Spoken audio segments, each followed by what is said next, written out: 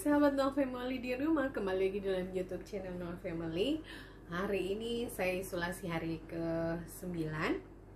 Puji Tuhan bisa melewati hari-hari isolasi ini dengan ya up and down. Ada datang semangatnya, ada datang melownya, ada datang senyumnya, ada datang menangisnya. Jadi ya inilah, saya sudah bisa merasakan rasanya diisolasi. Walaupun diisolasi di rumah, tetapi ya melownya luar biasa. Nah, teman saya Dr. Juanita Tetenggean yang ada di lagi PPDS anestesi di Airlangga, Universitas Airlangga. Jadi dia sekarang juga mengalami hal yang sama dengan saya. Jadi kayak dia juga mengalami COVID-19 dan diisolasi juga. Tapi dia ya memang beda. Kalau saya isolasi rumah, dia kondisinya lebih kondisi sedang. Jadi dia diisolasi ya tidak dengan keluarga. Jadi memang ya sedihnya luar biasa. Itu kita chat dan sharing tentang bagaimana pola makan, apa semua yang kita jalani selama ini ya, kesedihan apa semua berpisah dengan keluarga. Dan saya merasa lebih beruntung dibandingkan dengan beliau, karena dia jauh dari anak, suami dan anak-anak dan keluarga besarnya. Ya, kita harus fighting, my friend Juanita, kita harus fighting supaya kita bisa melewati ini dengan sampai kita lulus kita benar lulus dan bisa melewati dan bisa ya kembali bekerja seperti biasa. Kita beraktivitas dengan keluarga itu lagi seperti biasa. Oke, jadi ini hari ke-9. Puji Tuhan tidak ada keluhan yang signifikan, malah membaik secara signifikan. Jadi yang ada hanya hidung tersumbat saja.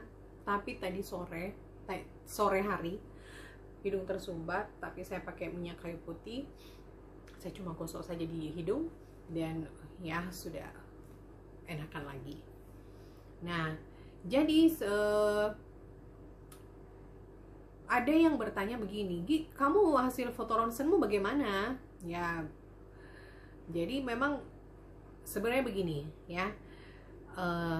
Kalau untuk kasus ringan itu tidak dibutuhkan pemeriksaan foto ronsen dada. Jadi dalam radiologi ini sendiri, dalam penanganan COVID-19 kan ini kita punya dua modalitas untuk pemeriksaan untuk evaluasi paru ya, saluran nafas, paru-paru. Nah, apakah sudah ada pneumonia atau tidak, atau evaluasi memberat atau membaik, itu ada dua. Pertama adalah radio foto ronsen dada. Yang kedua foto ronsen dada, yang kedua adalah CT scan. Nah, foto ronsen dada ini toraks, nah itu ya direkomendasikan karena memang ya lebih mudah didapat, ada di mana-mana, dan sebagian besar rumah sakit itu memiliki fasilitas ini. Nah, dengan kondisi pasien yang banyak, foto ronsen dada ini yang menjadi rekomendasi untuk dilakukan pemeriksaan dalam evaluasi pasien COVID-19 untuk bisa apabila dicurigai mengalami gangguan pernafasan atau ke arah pneumonia. Nah, jadi itu juga berlaku untuk anak-anak. Jadi anak-anak juga evaluasi dengan ronsen, karena memang kalau CT scan itu kan radiasinya lebih banyak, lebih tinggi. Nah, jadi kalau untuk kasus saya sendiri, kalau ditanya bagaimana hasil ronsen, ya memang saya harusnya tidak ronsen ya, tidak perlu dilakukan ronsen. Nah, saya melakukan ronsen, tapi memang saya melakukan ronsen ini loh hasilnya, hasil foto ronsen saya. Nah, jadi waktu tanggal 7 saya swab antigen itu negatif.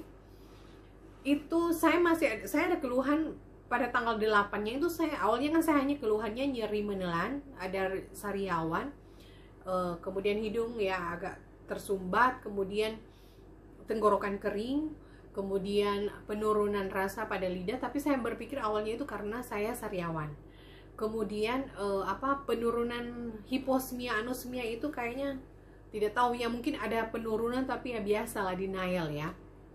Nah, itu awalnya seperti itu, tapi pada tanggal 8 saya itu batuk. Nah, biasalah, karena saya merasa saya dokter ya, kenapa batuk ya? Akhirnya saya foto ronsen secara inisiatif sendiri, foto ronsen dari inisiatif, dan hasilnya ternyata puji Tuhan tidak ada tanda-tanda yang mengarah ke gambaran pneumonia. Nah, jadi memang ya kalau ditanya gambaran foto ronsenmu gimana ya, puji Tuhan normal waktu itu tanggal 8, dan tanggal 9-nya saya swab ternyata positif karena saya bergejala, swab antigennya negatif, karena ada gejala jadi lanjut dengan TCM, swab TCM, dan hasilnya memang positif. Nah, jadi memang untuk sahabat Nova Family di rumah yang belum tahu ya, jadi memang foto ronsen itu kan bukan digunakan untuk misalnya screening untuk melihat pasien COVID-19 untuk dilakukan screening. Kalau dia gejala ringan tidak perlu. Nah, kecuali disarankan untuk gejala yang ada pasien COVID-19 yang mengalami gangguan pernapasan. Jadi itu kita kan untuk mengevaluasi adanya pneumonia pada pasien COVID-19, atau misalnya kalau dia sudah dalam perawatan untuk mengevaluasi hasil terapi atau penanganan bisa, atau untuk misalnya dia awalnya baik terus memburuk. Nah, itu perlu dilakukan ronsen. Tapi kalau misalnya dia tidak ada keluhannya baik-baik saja, tidak makin memberat, ya tidak perlu juga. Jadi intinya untuk evaluasi misalnya dia memberat, tapi kalau dia membaik ya tidak perlu untuk dilakukan, tidak terlalu perlu untuk dilakukan evaluasi ronsen gitu. Jadi ya, tapi itu tergantung juga pada dokter penanggung jawabnya ya. Dia mau evaluasi keberhasilan pengobatan, ya monggo silahkan. Itu ya tergantung kondisi pasien, klinis pasien. Yang paling tahu adalah dokter penanggung jawab tentunya. Jadi begitu. Nah, pertanyaannya memang, Dok, kenapa memangnya atau misalnya kalau foto ronsen itu bisa jadi alat untuk ini COVID-19, membuktikan bahwa ini COVID-19? Ya, kalau pasti yang enggak lah, bukan ya. Jadi kalau misalnya ada berpikir bahwa saya mau biar ada keluhan batuk, saya mau cek dulu, siapa tahu saya COVID-19, enggak bisa ya. Jadi ya intinya ya secara pasti itu menentuk yang dengan misalnya tes PCR untuk membuktikan bahwa memang ada virusnya, atau seharusnya dengan kultur ya. Tapi kan kalau untuk ronsen ya ada karakteristiknya. Walaupun untuk ronsen ada karakteristik untuk pasien COVID-19. Setelah diteliti dan setelah melihat evaluasi pasien-pasien COVID-19, ternyata punya karakteristik tersendiri. Itu sahabat Nova Family di rumah. Jadi kalau bahasanya radiologi, adanya konsolidasi, ground glass opacity di bagian pinggir-pinggirnya ya, di bagian subpleura atau di bagian perifer, apakah itu satu tempat atau beberapa tempat, apakah itu di satu paru atau kedua paru atau lebih banyak di bagian bawah, bagian basal. Nah, itu ada karakteristik dari foto ronsen dada pada pasien COVID-19. Nanti ada pada segmen berikut, kalau sudah Mami Noah sudah sehat, dalam segmen lepas daster ini, nanti Mami Noah bolehlah share kepada sahabat Noah Family di rumah kasus COVID-19. Nah, sebagai contoh mungkin ini bisa dilihat.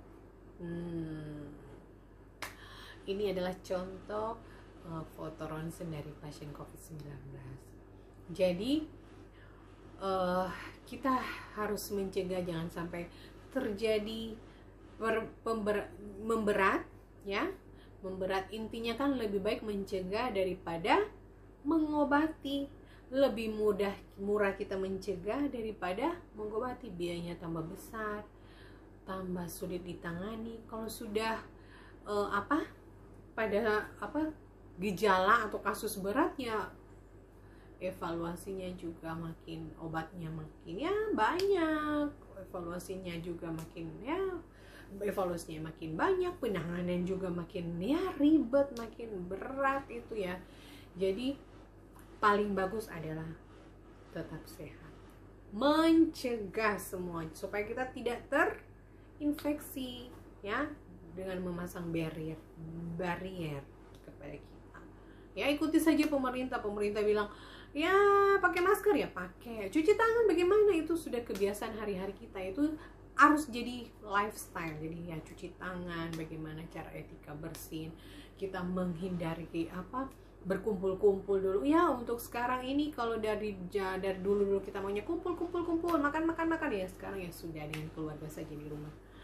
Kalau mau pingin sudah kangen ya video call, atau banyak sekali fasilitas sekarang yang bisa dipakai untuk kita tetap berkomunikasi dengan para sahabat dan keluarga. Jadi tidak perlu lagi kita ya kongko di mana jalan-jalan. Membatasi berkumpul itu aja. Itu penting ya. Kalaupun kita memang terpaksa berkumpul dengan orang lain, ya jaga jarak.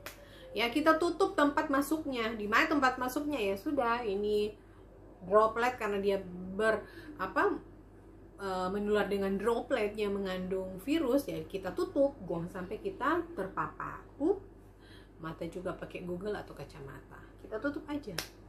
Nah, untuk cegah yang lain ya kita mencegah juga supaya kita tidak menularkan ke orang dan tidak ditularkan ke kita. Cuci tangan, ya kan, jangan sampai kita pegang mulut semua, kemudian kita lagi pegang barang-barang lain lagi, nah orang lain pegang ya begitu lagi. Atau sebaliknya, misalnya kita pegang barang yang lain yang baru kena dropletnya orang, ya mungkin itu yang kita pegang lagi ke bagian wajah, dan itu hanya kita tertular.